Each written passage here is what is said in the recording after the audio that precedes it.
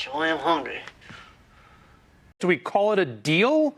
We call it a merger? What do we call it? We call it an alliance or a partnership, which seems to be the norm, right? If you talk about OpenAI, all of these deals with AMD, Broadcom, et cetera, everybody is just, frenemies almost in a way now. Just don't call it a comeback, because they've been here for years. One major topic of conversation, investing in AI. Leslie Picker joins us right now with the headlines from that. And Leslie, that had to be the thing that everybody was waiting to hear about. Yeah, we could have had a whole conference just talking about investing in AI. And we spoke with 4 different people yesterday at Delivering Alpha about whether there's an AI bubble or not. And it really seemed like consensus was that no, they believe the opportunity is still massive, but they think not every company will succeed. Giant soda?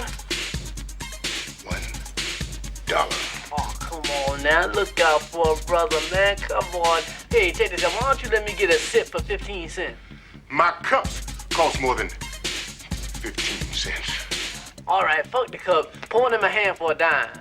Leslie, what's your biggest takeaway after hearing this from everybody? Just some of the overall debt concerns, because that's a key issue here. Regardless of whether or not AI is in a bubble, could we see some kind of near-term pain based on just the overall debt levels and the ability of the companies to fund their obligations for that debt?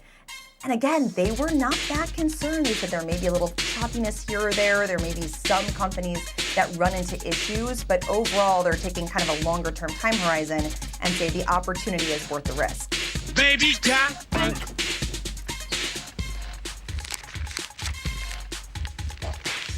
You got change for 100?